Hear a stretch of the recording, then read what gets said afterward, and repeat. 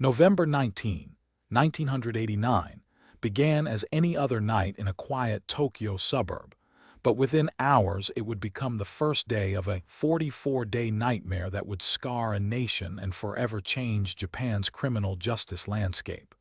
The name Junko Furuta would soon be whispered in hushed tones, a symbol of unimaginable cruelty inflicted by four boys barely older than herself.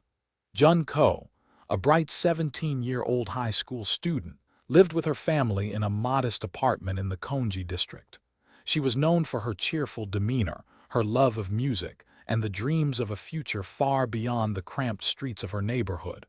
Her world shattered the moment she was lured into an empty parking garage by four boys: Yasuhiro Hosono, 20, the ringleader; Joe Matsumoto, 19, Yasushi Watanabe, 18, and Shin Ikai Komori, 19, who claimed they simply wanted to have some fun.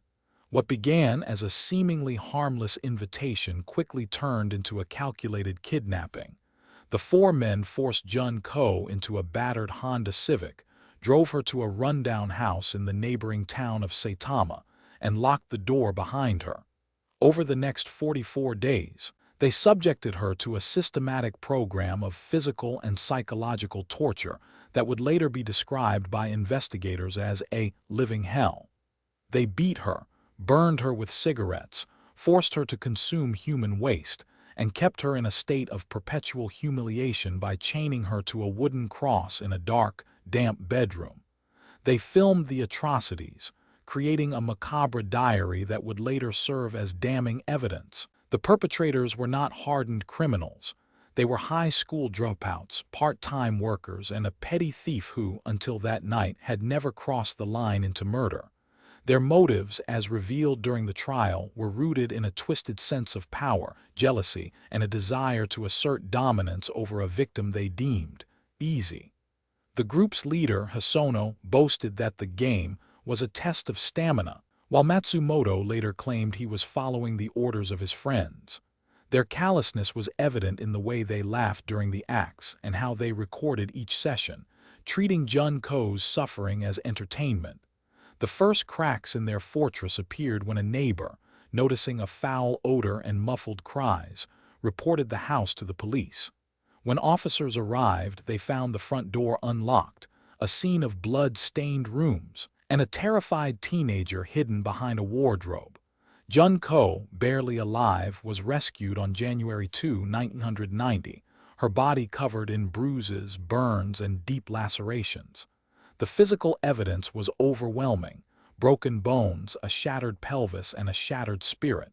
She was rushed to the university hospital, where doctors described her condition as the most severe case of sustained torture they had ever seen. The investigation uncovered a trove of videotapes and photographs that documented the crimes in graphic detail. These recordings, though horrifying, became the cornerstone of the prosecution's case, proving beyond doubt the premeditated nature of the assault. Forensic analysis linked the DNA found on the tapes to the four suspects, and the stolen items from Junko's home, her school uniform, a beloved diary, and a cherished necklace, were recovered from Hosono's apartment. The trial, held in the Tokyo District Court, was a media frenzy that captivated the nation. Prosecutors painted a portrait of cold, calculated cruelty, while the defense attempted to mitigate responsibility by citing the defendant's youth, lack of prior convictions, and alleged peer pressure. Yet the courtroom could not ignore the stark reality presented by the evidence. The defendants had meticulously planned the kidnapping, kept Junko captive for over a month, and inflicted relentless torment with the explicit aim of breaking her will. On March 30, 1993, the verdict was delivered. Hosono received the death penalty, reflecting his role as the mastermind and the severity of his actions. Matsumoto, Watanabe, and Komori were each sentenced to life imprisonment, a decision that sparked intense public debate about the adequacy of life terms for such heinous crimes. The families of the victims, especially Junko's grieving parents, expressed a mix of relief and lingering anger, fearing that the sentences would never fully compensate for the loss of their daughter. In the years that followed, the case prompted sweeping reforms in Japan's legal system. Public outcry led to stricter regulations on the handling of violent media, and lawmakers pushed for clearer definitions of kidnapping and torture under Japanese criminal code. The tragedy also sparked a national conversation about the treatment of juvenile offenders, resulting in amendments that allowed for harsher penalties when minors commit especially violent crimes.